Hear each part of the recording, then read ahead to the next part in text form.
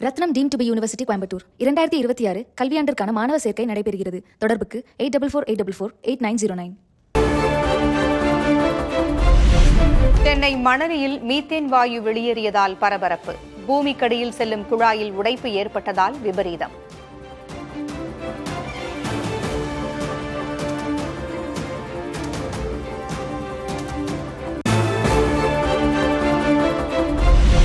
Tiruvallur ammonia வாயு கசிவால் உயிரிழந்தோர் எண்ணிக்கை 6ஆக அதிகரிப்பு. உயிரிழந்த 6 பேருமே பெண்கள்.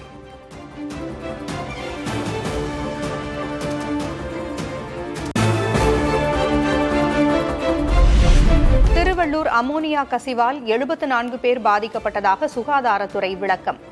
அரசு மற்றும் தனியார் மருத்துவமனைகளில் மொத்தம் 67 பேர் சிகிச்சையில் இருப்பதாகவும் அறிக்கை.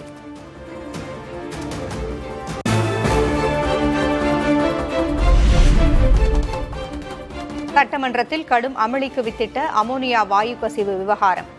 தொழிலாளர் நலத்துறை அமைச்சர் பர்வேஸ் பேசும்போது எதிர்க்கட்சியினர் முழக்கமிட்டதால் கூச்சல் குழப்பம்.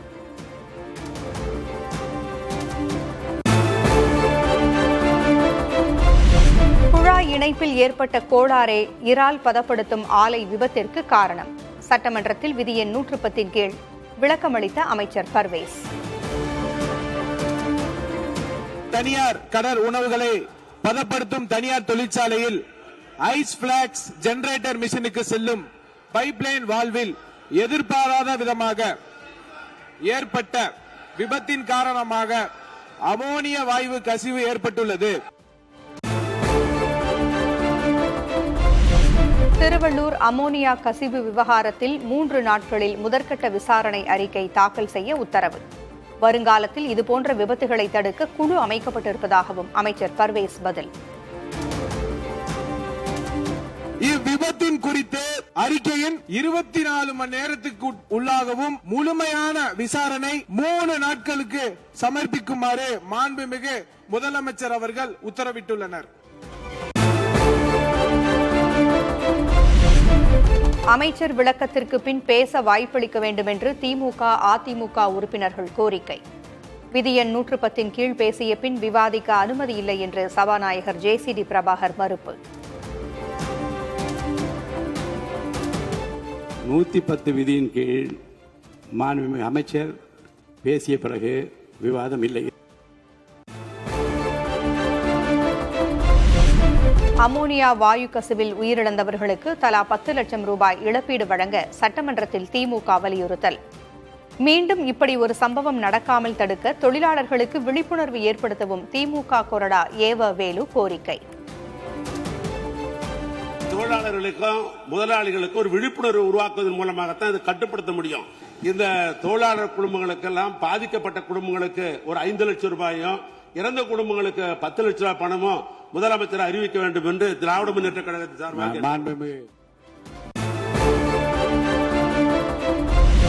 மகளிர் உரிமை தொகை காலை உணவு திட்டத்தை தொடர்வதற்காக தாவேக அரசுக்கு எதிர்க்கட்சித் தலைவர் உதயநிதி நன்றி. நான் முதல்வன் திட்டத்தை முடக்க முயற்சி நடப்பதாகவும் குற்றச்சாட்டு. கடந்த 2 மாதங்களாக எங்களுடைய வேண்டுகோளை ஏற்று கலைஞர் மகளிர் உரிமை தொகையை 15ஆம் தேதி கரெக்டா மகளுடைய அக்கவுண்ட்ல போட்டதுக்கு எங்களுடைய நன்றியை நாங்கள் தெரிவிச்சுக்கிறோம். அதேபோல் எங்களுடைய தலைவர் அவர்களால் தொடங்கப்பட்ட முதலமைச்சர் காலை உணவு திட்டம் 1ஆம் வகுப்பிலிருந்து 5ஆம் வகுப்பு வரைக்கும் நாங்கள் கொடுத்துட்டு இருந்தோம். 8ஆம் வகுப்பு வரைக்கும் நீங்க நீட்டிக்க போவதாக செய்திகள் பார்த்தேன்.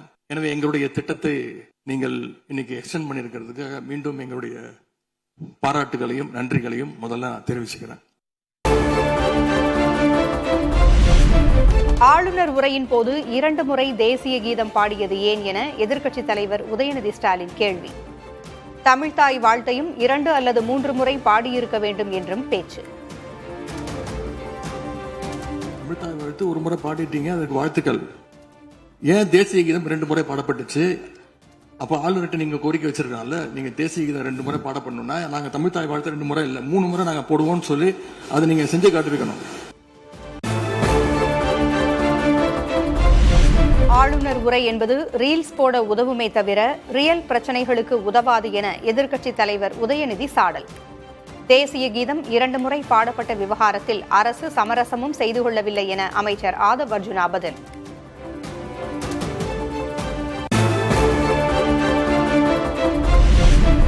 மேகதாட்டு அணைக்கு எதிரான தீர்மானத்தில் கடைசி நேரத்தில் திருத்தம் செய்தது உரிமை மீறல் என எடப்பாடி பழனிசாமி குற்றச்சாட்டு.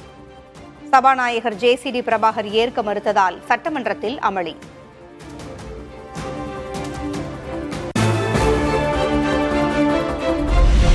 மேகதாட்டு விவகாரத்தில் முதல்வர் கொண்டு வந்த தீர்மானம் நிறைவேற்றப்பட்ட பின் தற்போது திருத்தம் கோர முடியாது. புதிய நடுவர் மன்ற கோரிக்கைக்கு அதிமுக, பாமக உள்ளிட்ட கட்சிகள் எதிர்ப்பு தெரிவித்த நிலையில் சபாநாயகர் திட்டவட்டம்.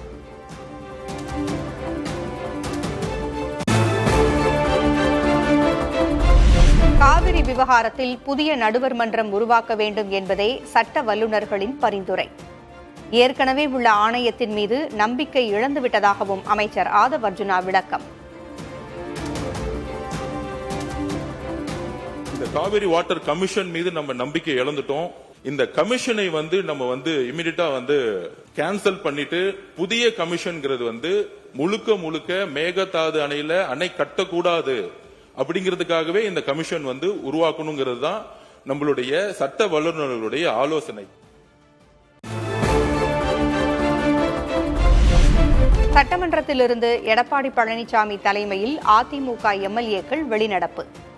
உரிமை மீறல் குறித்து பேச அனுமதிக்கவில்லை என குற்றச்சாட்டு.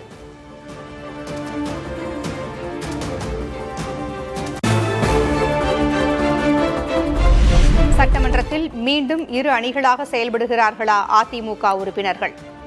SP வேலுமணி, நத்தம் விஸ்வநாதன், ரவி ராகேஷ் உள்ளிட்டோர் வெளிநடப்பு செய்யாததால் சந்தேகம்.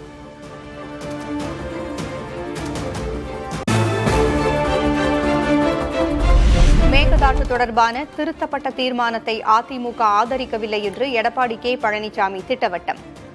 உறுப்பினர்களுக்கு கூறாமல் முதல்வருக்கு மட்டும் திருத்தம் பற்றி கூறியது தவறு என்றும் விமர்சனம். முதலமைச்சர் அவர்கள் அரசின் தனி தீர்மானம் கொண்டு வந்தாங்க. அதை இங்கே முன்மொழியப்பட்டு வழிமொழியப்பட்டு வாதத்துக்கு எடுத்துக் கொள்ளப்பட்டது. அப்பொழுது திருத்திய அந்த வாசகத்தை சேர்க்கப்படவில்லை. முதலமைச்சர் பதில் உரையில் தான் அந்த திருத்தத்தை அவர் வாசித்தார். அதைத்தான் திருத்தப்பட்டதைத்தான் நாங்கள் எதிர்க்கிறோம், வேறொன்றுமல்ல. புதிய நடுவர் மன்றம் அமைப்பதே ஆக்கப்பூர்வமானதாக இருக்கும் என முன்னாள் அமைச்சர் தங்கம் தென்னரசு கருத்து. மேகதாட்டு விவகாரத்தில் மீண்டும் ஒரு விவாதத்தை உருவாக்காமல் ஒற்றுமையாக எதிர்க்க வேண்டும் என்றும் வலியுறுத்தல். கடந்த 19ஆம் தேதி அன்று அவையிலே நாம் காட்டியிருக்கக்கூடிய ஒற்றுமை உணர்வை பாதிப்பதாக, அதை தாண்டி நமக்குள்ளே இருக்கக்கூடிய அரசியல் கட்சிகளுடைய பிளவு இருப்பதை போன்ற ஒரு தோற்றத்தை உருவாக்கி அதை அரசியலாக்குவதைப் போல அமைந்து. விவசாயிகளின் பயிர்க்கடனை முழுமையாக தள்ளுபடி செய்ய சௌமியா அன்புமணி வலியுறுத்தல். எல் நினோ எச்சரிக்கை விடுக்கப்பட்டிருக்கும் நிலையில் விவசாயிகளை காக்க முன்னெச்சரிக்கை நடவடிக்கை எடுக்கவும் கோரிக்கை. சூப்பர் எல்னினோ வரப்போகுது. அந்த சூப்பர் எல்னினோனா கடுமையான வறட்சி. அதுக்கு நாம தயாரா இருக்கணும். நம்ம விவசாயிங்க எங்க இருக்காங்க தெரியுங்களா? 100 அடி ஆழ பள்ளம் கடன் சுமையில. ஆனா நீங்க நம்முடைய தமிழக அரசாங்கம் இன்னைக்கு அவங்க 50 அடி ஆழ கயிறு தான் கொடுத்திருக்கீங்க. எப்படி வெளியில வருவாங்க? முழுமையாக கடனை தள்ளுபடி செய்தாதானே அவங்க அந்த கடன் பிரச்சனை வெளியில வந்து அவங்க அடுத்த வேலையை பார்க்க முடியும். தமிழகத்தில் நாள்தோறும் 2 விவசாயிகள் உயிரை மாய்த்துக் கொள்வதாக புள்ளி விவரத்தோடு கூறிய சௌமியா அன்புமணி, 100 அடி ஆழ கடன் பிரச்சனையில் உள்ள விவசாயிகளை மீட்க தள்ளுபடி என்ற 50 அடி நீள கயிறு போதாது என்றும் விமர்சனம். 2021, 22, 23 கிட்டத்தட்ட 1968 விவசாயிகள் தமிழ்நாட்டில் தற்கொலை பண்ணியிருக்கிறாங்க. அப்படின்னா ஒரு நாளைக்கு 2 பேர், ஒரு நாளைக்கு 2 விவசாயிங்க தற்கொலை பண்ணிருக்கிறாங்கன்றத இந்த புள்ளி விவரம் சொல்லுது. அவங்களெல்லாம் நம்ம காப்பாத்தி ஆகணும். குற்றங்களில் ஈடுபடுவோர் மீது வளைகுடா நாடுகள் போல கடும் நடவடிக்கை எடுக்க வேண்டும். தமிழக அரசுக்கு சௌமியா அன்புமணி வலியுறுத்தல். துபாய், அரபு நாடுகள் இல்ல சிங்கப்பூர் போன்ற நாடுகள்லாம் இப்படிப்பட்ட கொடுமையான குற்றங்களை செய்தவர்களுக்கு உடனடியாக சட்டப்படி மரண தண்டனை கொடுக்கிறார்கள். அந்த மரண பயத்தையும் உயிர் பயத்தையும் அந்த தப்பு செய்தவங்களுக்கு நம்ம கொடுக்கணும். அப்படி இருந்தாதான் இந்த பெண்கள் குழந்தைகளை காப்பாற்ற முடியும். வேற வழியே கிடையாது. உறுப்பினர் உறுப்பினர்கள் இருக்கையில் தண்ணீர் பாட்டில் வைக்க வேண்டும் என பிரேமலதா வலியுறுத்தல். தண்ணீர் பாட்டில் வைத்தால் எரிந்து விடுவார்கள் என்று ஓ பன்னீர்செல்வம் கூறியதால் அவையில் சிரிப்பலை. பெட் பாட்டில்ஸ்ல ஒவ்வொரு டேபிள்லயுமே பாட்டில்ஸ் நீங்க குடி தண்ணீர் வச்சிடலாம். குடிச்சிட்டு அவங்கவுங்க இடத்துல அவங்கவுங்க வச்சிட போறாங்க. அந்நியார் ஒரு நல்ல கருத்தை இங்கே சொல்லியிருக்கிறார்கள். அந்த கருத்து ஏற்புடையது அல்ல என்பதை நான் தெரிவித்துக் கொள்ள கடமைப்பட்டிருக்கிறேன். என்ற கோபம் வந்தால் தண்ணி பரலை கொண்டிருக்க வாய்ப்பு இருக்கிறது. மாண்பு உறுப்பினர் பேசலாம்.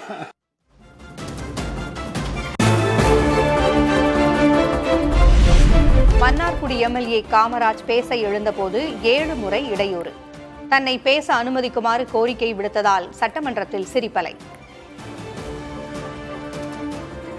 மாண்புமிகு பேரவைத் தலைவர் அவர்களே, மாண்பு உறுப்பினர் உட்காருங்க. இப்ப நான் 7வது முறையா நீங்க பேசும்போது உட்காருங்க. பரவாயில்ல, அதனால ஒண்ணு இல்ல. 7வது முறையா முதலமைச்சரை வாழ்த்துறேன். பேசுறேன், அவர் அனுமதிங்க.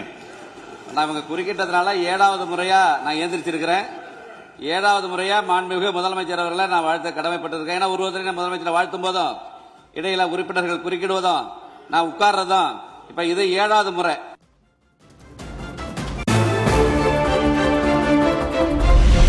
நேரலை செய்யப்பட்ட இன்றைய சட்டமன்ற நிகழ்வுகள் இடையிடையே மியூட் செய்தும் வெளியீடு.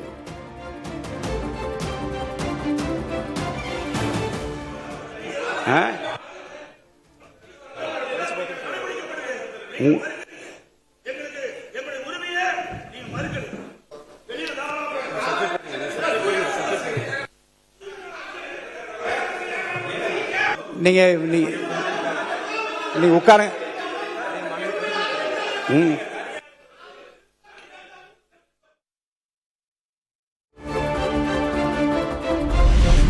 சட்டமன்ற நிகழ்வுகள் நேரலை செய்யப்படுவதால் உறுப்பினர்கள் கவனமாக இருக்க சபாநாயகர் அறிவுரை. அவையின் மாண்பையும் கண்ணியத்தையும் குறைக்கும் வகையில் செயல்பட்டால் கடும் நடவடிக்கை எடுக்கப்படும் என்றும் எச்சரிக்கை. பேரவை நடவடிக்கைகள் தற்போது நேரலையாக ஒளிபரப்பு செய்யப்படுவதால் பேரவையில் உள்ள உறுப்பினர்கள் மிகுந்த கவனத்துடனும் எச்சரிக்கையுடனும் இருக்குமாறு கேட்டுக்கொள்கிறேன். இதுபோன்ற செயல்கள் தொடர்ந்தால் அந்த செயல் அவையின் உரிமை மீறலாக கருதப்பட்டு சம்பந்தப்பட்ட உறுப்பினர் மீது நடவடிக்கை எடுக்கப்படும் என்பதையும் நான் தெரிவித்துக் கொள்கிறேன். சட்டமன்றத்தில் சென்னை மேயர் பிரியா, தாவேகா எம்எல்ஏ பல்லவி இடையிலான மோதல் பிரச்சினை எதிரொலித்தது. எம்எல்ஏ அளித்த புகாரின் மேல் நடவடிக்கை தேவையில்லை என்று சபாநாயகர் முடிவு. திருவிக நகர் தொகுதியில் அந்த பள்ளி கட்ட திறப்பு விழா நிகழ்ச்சி நடைபெற்ற நிகழ்வு மரபு நெறிமுறை குறித்த புரிதல் இல்லாமல் தெரிந்தோ தெரியாமலோ அல்லது அறிந்தோ அறியாமலோ நடந்த அந்த நிகழ்வு இனி வரும் காலங்களில் தொடராது என நம்புகிறேன். அதனால் அந்த மனுவின் மீது மேல் நடவடிக்கை தேவையில்லை என கருதுகிறேன். உரிமை மீறல் குழுவுக்கு அனுப்புவதோ வேறு வகையிலோ நடவடிக்கை எடுப்பதோ தேவையில்லை என்று கருதுகிறேன்.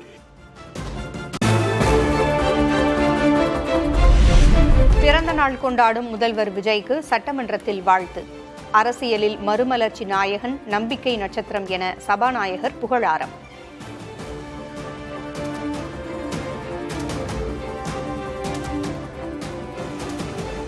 தமிழக அரசியலின் மறுமலர்ச்சி நாயகராக, சொல் வீரர்களுக்கு மத்தியில் செயல் வீரராக, திரைத்துறை மற்றும் அரசியல் துறை என இரண்டிலும் மக்களின் நம்பிக்கை நட்சத்திரமாக மாண்புமிகு முதலமைச்சர் புரட்சி தளபதி அவர்கள் பல்லாண்டு வாழ்ந்து பல பல சாதனைகள் படைக்க வேண்டும் என்று நான் மனதார வாழ்த்துகிறேன்.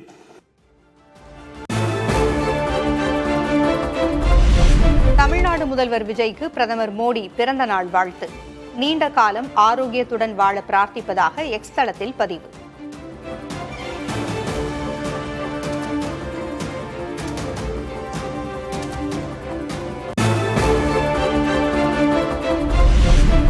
முதல்வர் விஜய்க்கு முன்னாள் முதல்வர் மு க ஸ்டாலின் பிறந்த நாள் வாழ்த்து. மகிழ்ச்சியோடும் உடல் உள நலத்தோடும் பொது வாழ்வில் பணியாற்றிட விழைவதாக வாழ்த்து பதிவு.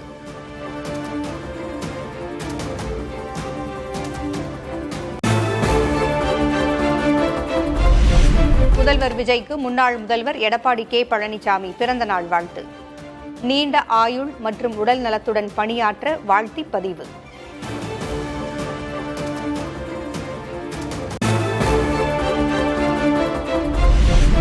முல்லை பெரியாறு அணை விவகாரத்தில் தமிழக அரசின் நிலைப்பாடு ஆக்ரோஷமானது என கேரளா கடிதம். உடனடியாக தலையிடக் கோரி மத்திய ஜல்சக்தி துறை அமைச்சருக்கு காங்கிரஸ் எம்பி டீன் குரியகோஷ் வலியுறுத்தல்.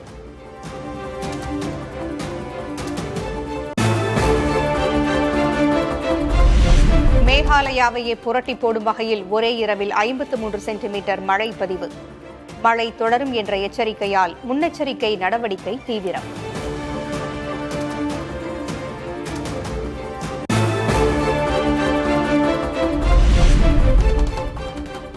மணிப்பூர் மாநிலம் சேனாபதி மாவட்டத்தில் கனமழையால் தேசிய நெடுஞ்சாலையில் நிலச்சரிவு. நூலிழையில் உயிர் தப்பிய லாரி ஓட்டுநர்கள்.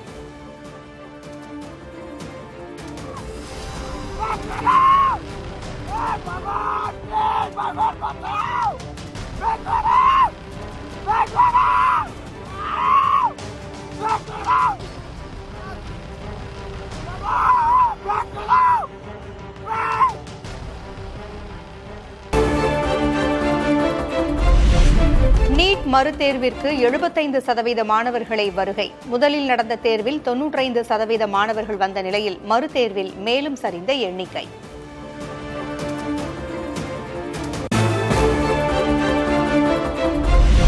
நீட் தேர்வை ஒட்டி டெலிகிராம் செயலிக்கு தடை விதிக்கப்பட்டதன் எதிரொலி. VPN பதிவிறக்கங்கள் 10 லட்சத்திற்கு மேல் அதிகரிப்பு.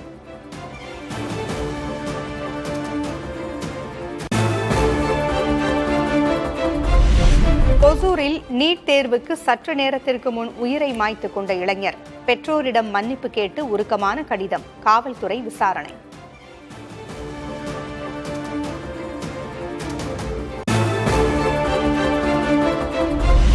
வெளிநாட்டில் மருத்துவ பட்டம் பெற்ற 1700 மாணவர்கள் உள்ளக பயிற்சி கிடைக்காமல் தவிப்பு.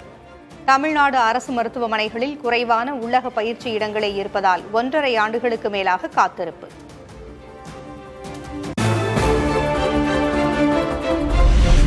ஐக்கிய ஜனதா தள கட்சியில் நிஷாந்த் குமாருக்கு முக்கிய பதவி வழங்க நிர்வாகிகள் வலியுறுத்தல். அடுத்த 30-40 ஆண்டுகளுக்கு கட்சியின் முகமாக இருப்பார் என கட்சியின் தேசிய குழு கூட்டத்தில் தீர்மானம்.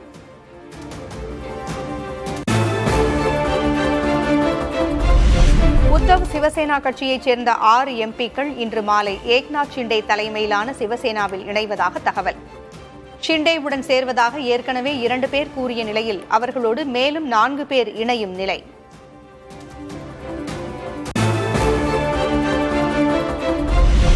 சபரிமலையில் நெரிசலை சமாளிக்க AI அடிப்படையில் புதிய திட்டம். மலையேற்ற பாதையின் நிலை மற்றும் தரிசனத்திற்கான காத்திருப்பு நேரம் குறித்து உடனடியாக பக்தர்களுக்கு தெரிவிக்க ஏற்பாடு.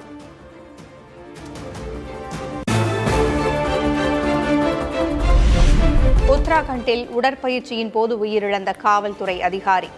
ஜிம்மில் பயிற்சி செய்து கொண்டிருந்த போது மாரடைப்பால் மரணம்.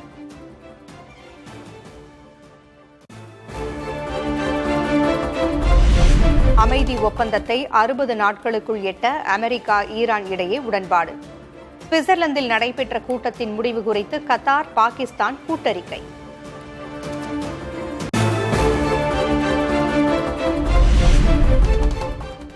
ஹோர்முஸ் நீரிணையை மூடினால் உங்கள் நாட்டிற்கு திரும்பிச் செல்ல மாட்டீர்கள் என்று ஈரான் குழுவுக்கு அமெரிக்க அதிபர் மிரட்டல். டிரம்பின் எச்சரிக்கையால் அதிருப்தியடைந்து சுவிட்சர்லாந்து பேச்சுவார்த்தையிலிருந்து வெளிநடப்பு செய்த ஈரான்.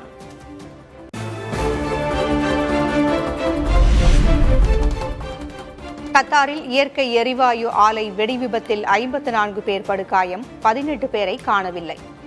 ஈரான் குண்டுவீச்சில் சேதமடைந்த ஆலையை புதுப்பித்து பணியை தொடங்கிய போது விபரீதம்.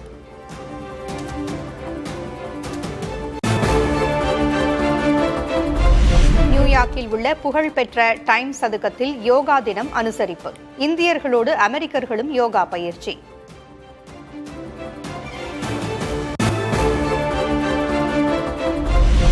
ஆப்பிரிக்க நாடான காங்கோவில் எபோலா தொற்றால் இறந்தோர் எண்ணிக்கை 254 உயர்வு. சிகிச்சை பெறுபவர்கள் எண்ணிக்கை 1000 கடந்தது. சிகிச்சை அளிக்கும் மருத்துவர்களும் பாதிக்கப்படுவதால் தொற்றை கட்டுப்படுத்துவதில் சிக்கல்.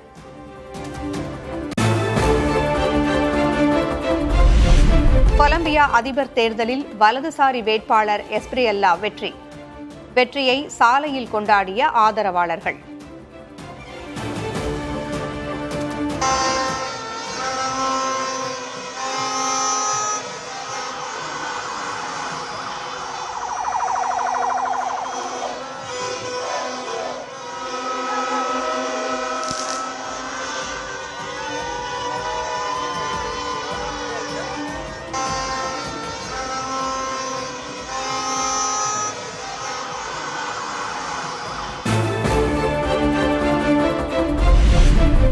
உலகக்கோப்பை தொடரில் எகிப்து அணிக்கு முதல் வெற்றி.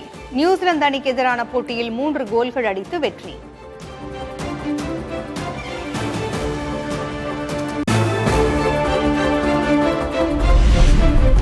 உலகக்கோப்பையில் தனது முதல் கோலை அடித்து அசத்திய கேப் வெர்டே. முன்னாள் சாம்பியன் உருகுவே அணிக்கு எதிரான போட்டியில் சமன்.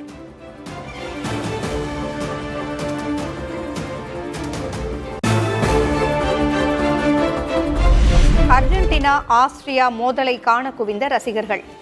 மெஸ்ஸியின் மாயாஜாலத்தை நேரில் காண விரும்புவதாக ரசிகர்கள் உற்சாகம்.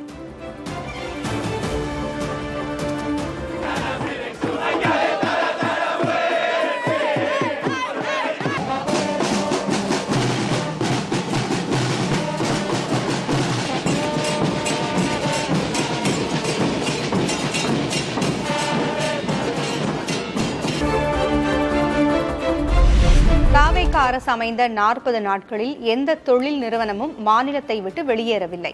ஆதாரங்களை வெளியிட தயார் என்றும் அமைச்சர் கீர்த்தனா அறிவிப்பு.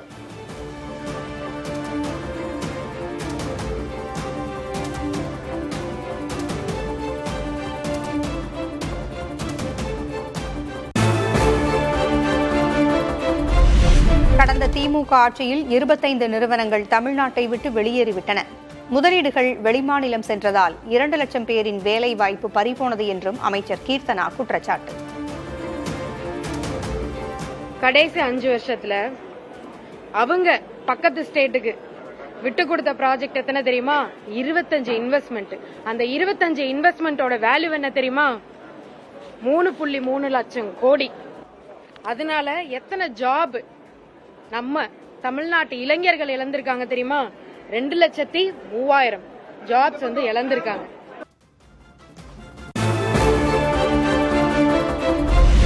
தமிழ்நாட்டின் பல்வேறு இடங்களில் விவசாயிகள் போராட்டம். முழுமையாக பயிர்க்கடன் தள்ளுபடி செய்ய வலியுறுத்தல்.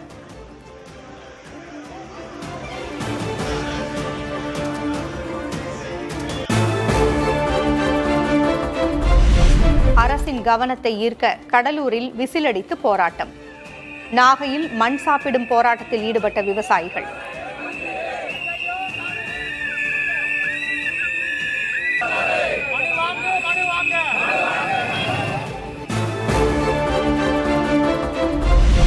தூத்துக்குடி வாகைக்குளம் விமான நிலையத்திற்கு அருகே திடீரென்று சக்தி வாய்ந்த சுழல் காற்று. சுங்கச்சாவடியின் கூரைகள் பெயர்ந்து தூக்கி வீசப்பட்டன. தீம் பார்க்கில் இருந்த பல கோடி ரூபாய் மதிப்பிலான பொருட்களும் சேதம். எல்லாமே பாருங்க.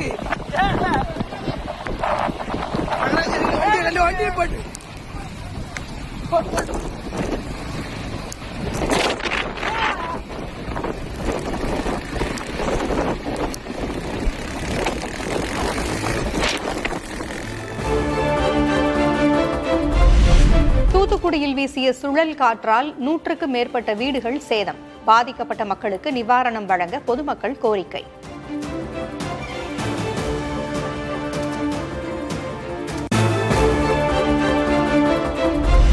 தூத்துக்குடியில் ஏற்பட்ட சுழல் காற்று பயங்கரமான அமெரிக்க சூறாவளி போன்றது அல்ல. உள்ளூர் வெப்பச்சலனத்தால் தற்காலிகமாக நிகழ்ந்த ஒரு தூசி சூறாவளியே என வானிலை மையம் விளக்கம்.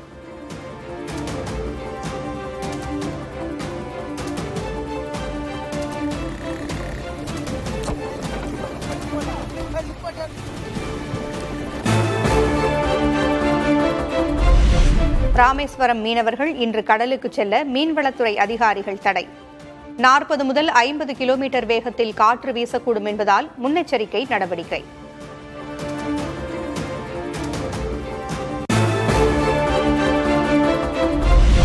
தமிழ்நாட்டில் 7 மாவட்டங்களில் இன்று கனமழை பெய்யும். வானிலை ஆய்வு மையம் கணிப்பு.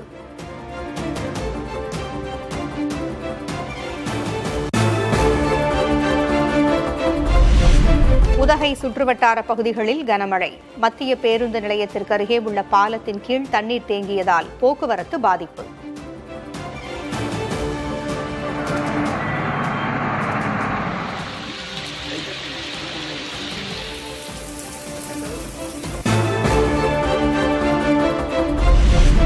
கொடைக்கானல் மலைப்பகுதிகளில் நாளுக்கு நாள் அதிகரிக்கும் குளிர்.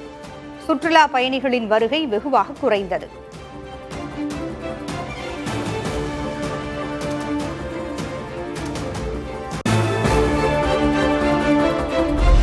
நெல்லை பாபநாசம் அணையிலிருந்து நீர் திறந்துவிடப்பட்டிருப்பதால் புதுப்பொலிவு பெற்ற தாமிரபரணி ஆற்றின் தலையணை பகுதி. இரு கால்வாய்களிலும் தண்ணீர் சீறி பாயும் எழில்மிகு காட்சி.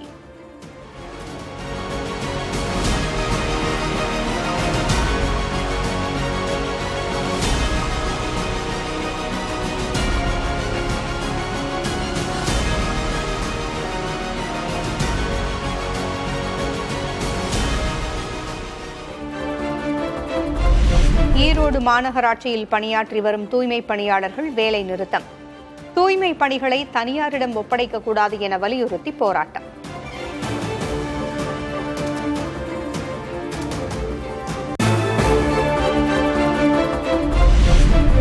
சிதம்பரம் நடராஜர் கோவில் ஆனி திருமஞ்சன விழாவில் திரண்ட ஆயிரக்கணக்கான பக்தர்கள் கொளுத்தும் வெயிலையும் பொருட்படுத்தாமல் சிவசிவா என்று பக்தி முழக்கமிட்டு தரிசனம்.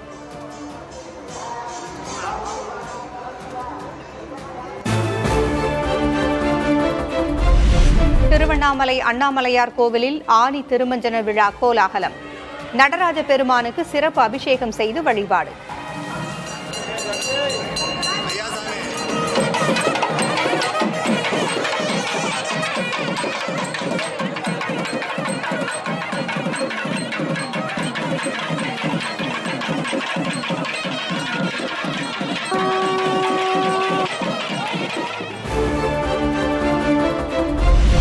சென்னை வடபழனி பூந்தமல்லி மெட்ரோ ரயில் சேவை அடுத்த மாதம் தொடக்கம். பிரதமர் நரேந்திர மோடி தொடக்கி வைப்பார் என தகவல்.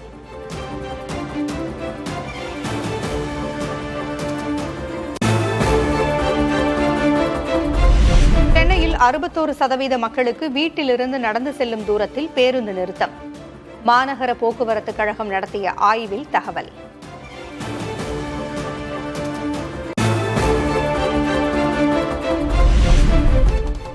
சென்னை 1000 விளக்கு காவலர் குடியிருப்பு பகுதியில் சிறுவனை விரட்டிச் சென்று கடித்த நாய்கள். தொடரும் தெருநாய்க்கடி பிரச்சினைக்கு தீர்வு எப்போது என மக்கள் கேள்வி.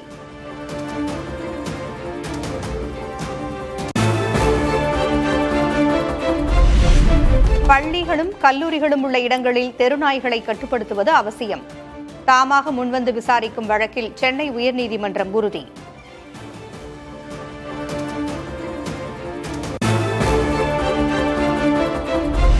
தெருநாய்கள் விவகாரத்தில் உச்சநீதிமன்ற உத்தரவை அமல்படுத்துவதில் ஏன் தாமதம்?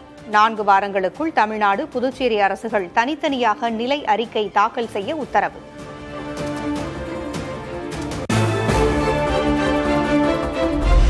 பத்து நாட்களில் 75 டெண்டர்களை வெளியிட்ட தமிழ்நாடு வீட்டு வசதி வாரியம். தற்காலிக பணியாளர்கள், குடியிருப்பு பராமரிப்பு போன்ற பணிகளுக்கு ஒப்பந்த புள்ளி கோரப்பட்டிருப்பதாக தகவல்.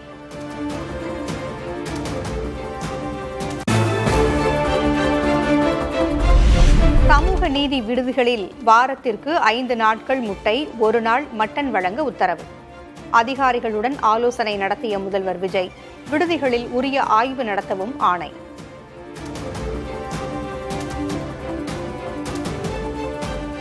ரத்னம் deemed to be university Coimbatore 2026 கல்வியாண்டிற்கான மாணவர் சேர்க்கை நடைபெறுகிறது. தொடர்புக்கு 8448448909.